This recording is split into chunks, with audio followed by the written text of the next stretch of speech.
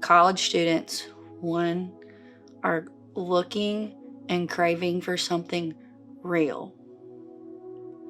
And I don't mean a Sunday school classroom with donuts and coffee and games to play on Sunday morning. No, I'm talking about real people who are wanting to mentor and love on these students and figure out where they're at in their life. When you look at the church in Acts, I think one of the things that is missing today is how they were a community. And one thing here at Wade that we try to instill in our people and that our pastor tries to put in front of our people is the idea that we're a community of Christ followers. And I think the aspect of a community idea in a church is important because, Paul with Timothy and how Paul was Timothy's spiritual father.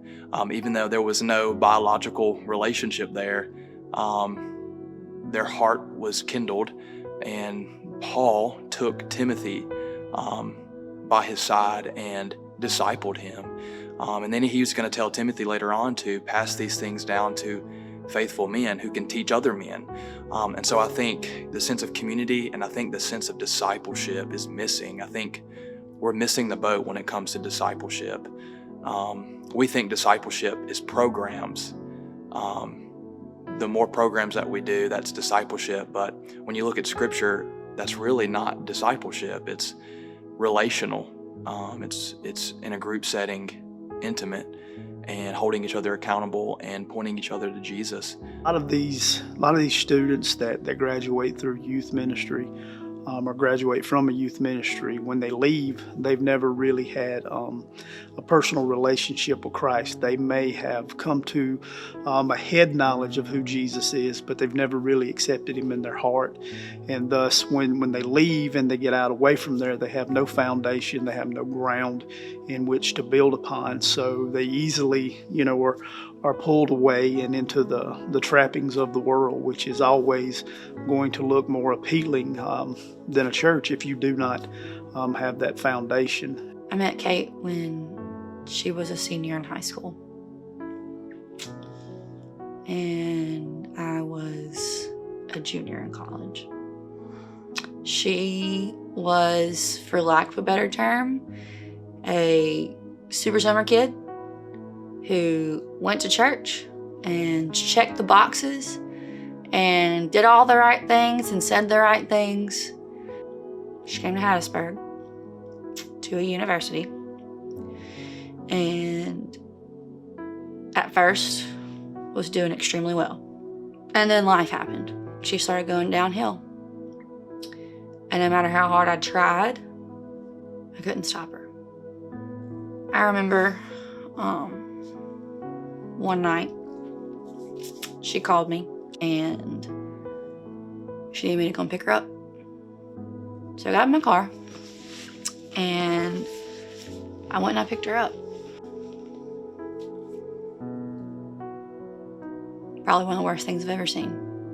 I hate seeing people like that who, because somebody from church has hurt them bad enough, have turned to other things to fulfill that desire that they have in their soul for something more.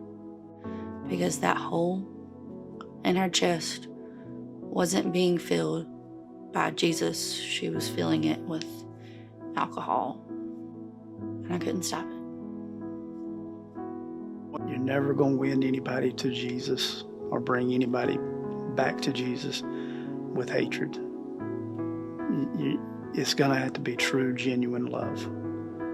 And it will be true, genuine love is going to come from, again, somebody in the church that's modeling what it's really like to be Christ-like.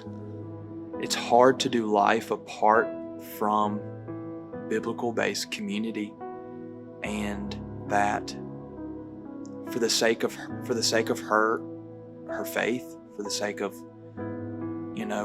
the rest of her life when it comes to her faith, that staying connected to a church is important, and finding that church, because there are churches out there that would welcome her in with open arms, like this place. There's a place for her, and that she has a purpose and a meaning in life, and there's more to life than what she sees right now in the middle of where she's going through.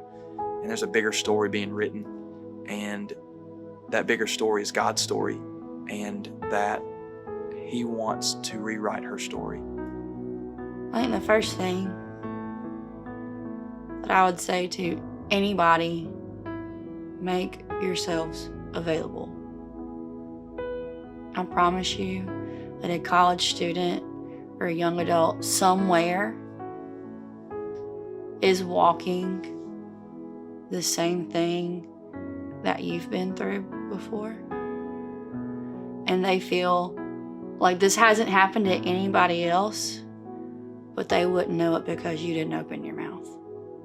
And the cool thing about the gospel is God has this big story. And you look at the scripture, there's a thread going all throughout scripture, and it is the gospel. It's Jesus in our place.